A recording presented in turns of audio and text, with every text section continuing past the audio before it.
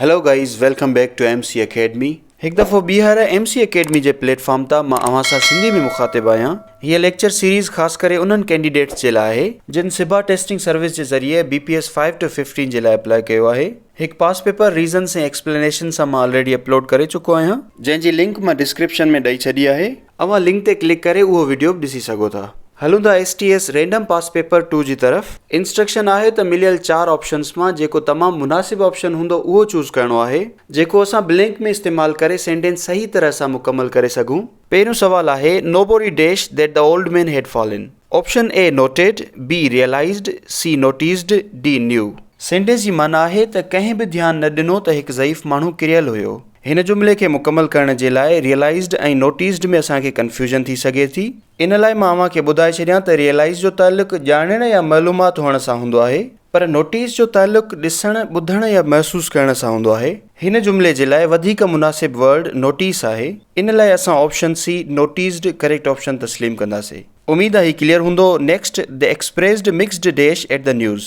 Option A patience, B feelings, C sentimental, D emotions. Passion असां desire या excitement जे लाइ इस्तेमालु कंदा आहियूं, जॾहिं त फीलिंग्स कॉन्शियसली एक्सप्रेस थींदियूं आहिनि, यानी असां सम्झ ऐं शऊर जूं फीलिंग्स ज़ाहिर कंदा आहियूं, ऐं सेंटिमेंट्स बि फीलिंग्स जो ई हिसो आहिनि। जॾहिं त इमोशंस असां सब कॉन्शियसली एक्सप्रेस कंदा आहियूं, यानी लाशऊरी या जज़्बाती हालत में असां इमोशंस ज़ाहिर कंदा आहियूं।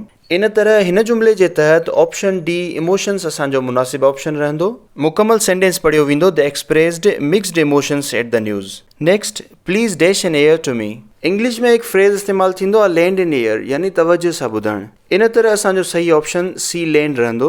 Number 4, the dash is the part of the face above the eyes and below the hair. Face जो पार्ट अखियुनि खां मथे, वारनि खां हेठि पेशानी हूंदो आहे, जंहिंखे इंग्लिश में फोरहेड चयो वेंदो आहे। इन तरह असांजो सही ऑप्शन A फोरहेड रहंदो। Number 5, please speak up, your voice is बेयरली dash above the noise. हिन जुमिले जो मतिलबु आहे ॾाढिया ॻाल्हायो, तव्हांजो आवाज़ शोर में क़ाबिले समात नाहे। ऑप्शन D ऑडिबल हिन जुमिले जे तहत मुनासिब ऑप्शन रहंदो।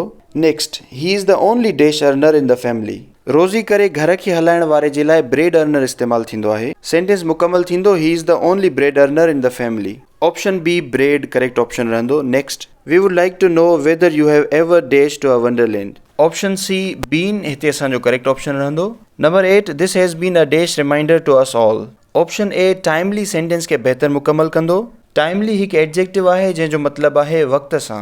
Number 9, I wouldn't have dared to dash my teachers. Defy means disobey, यानी नाफ़रमान बरदारी करणु। इन खां अलावा को बि ऑप्शन जुमिले जे लाइ मुनासिब न रहंदो।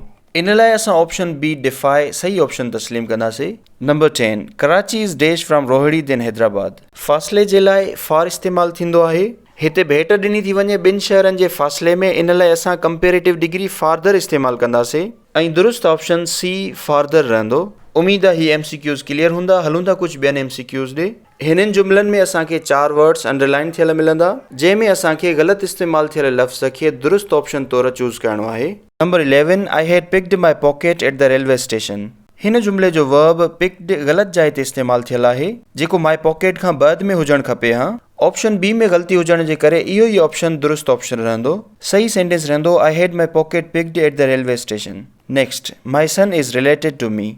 हिन सेंटेंस में माई सन गैर मुनासिब लफ़्ज़ इस्तेमालु थियल आहे, जंहिंजे करे ऑप्शन A सही जवाबु रहंदो। दुरुस्त सेंटेंस थी सघे थो, he is related to me as my son. Number 13, may I know what's your name please. हिन जुमिले में को बि सवालिया निशान न आहे, इन लाइ इज़ योर नेम खां बाद में रखिणो पवंदो, जेको ऑप्शन C में मौजूदु आहे। करेक्ट सेंटेंस थी सघे थो, may I know what your name is. Option C दुरुस्त ऑप्शन रहंदो। Next, we are really looking forward to see you again. जॾहिं असां लुक फॉरवर्ड टू या लुकिंग फॉरवर्ड टू इस्तेमालु कंदा आहियूं, त ईंदड़ वर्ड को जेरेंड या नाउन हुजणु खपे।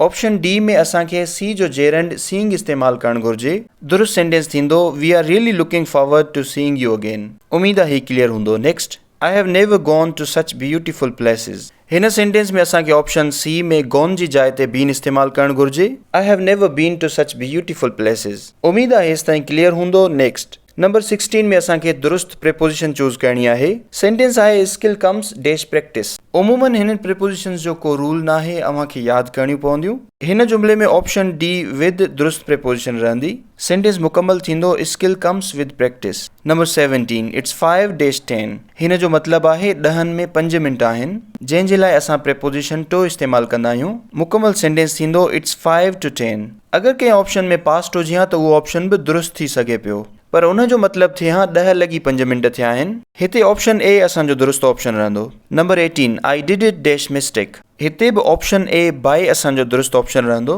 आई डिड इट बाय मिस्टेक।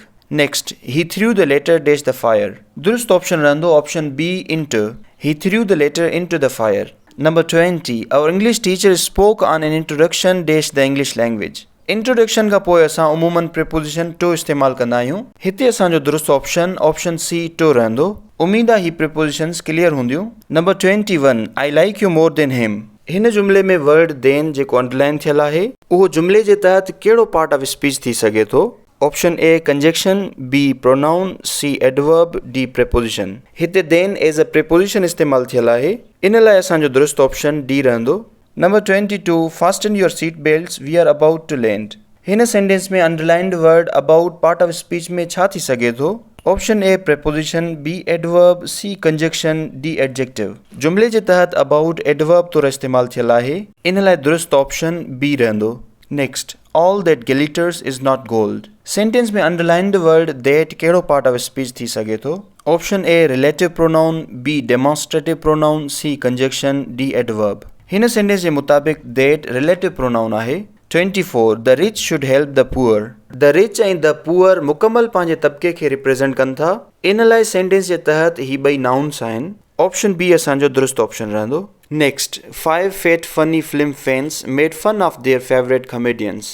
हिन सेंटेंस जे अंदरि 5 fat funny ऐं फेवरेट अंडरलाइन थियल आहिनि, जेके सभु एडजेक्टिव्स आहिनि। इन तरह ऑप्शन सी असांजो दुरुस्त ऑप्शन हूंदो। उम्मीद आहे ही क्लियर हूंदो। नेक्स्ट 26 में असांखे 4 सेंटेंसिस मिलियल आहिनि। ॾिसणो इहो आहे त इन्हनि 4 सेंटेंसिस मां कहिड़ो सेंटेंस दुरुस्त आहे। Option A one should try one's best, B one should try his best, C they should try our best, and D we should do your best. हिननि 4 सेंटेंसिस मां option A one should try one's best दुरुस्त sentence रहंदो। इन ई तरीक़े सां असांखे ॿिया दुरुस्त सेंटेंस चूज़ करणा आहिनि। Number 27 option A she rises children, B she rise children, C she raises childrens, D she raises children. हिते असांजो दुरुस्त option D she raises children रहंदो। नंबर 28 जंहिंजा ऑप्शन्स तव्हां पढ़ी सघो था, मां करेक्ट ऑप्शन ॿुधाईंदुसि। हिन में option D she is better known by her father's family name दुरुस्त सेंटेंस रहंदो। नंबर 29 जंहिंजो दुरुस्त सेंटेंस ऑप्शन ए में मौजूदु आहे। 2 sailors were drowned to death yesterday। उम्मीद आहे ही क्लियर हूंदो। नंबर 30 जंहिंजा ऑप्शन्स तव्हां पढ़ी सघो था, दुरुस्त ऑप्शन रहंदो option B he is related to me as my son. उम्मीद आहे त STS जे पास पेपर 2 जे इंग्लिश पोर्शन खे तव्हां आसानी सां सम्झी चुका हूंदव। इन ई तरह STS जे ॿियनि पास पेपर्स खे बि सॉल्व करण जो सिलसिलो जारी रहंदो। So stay tuned. Thank U for watching MC Academy YouTube channel.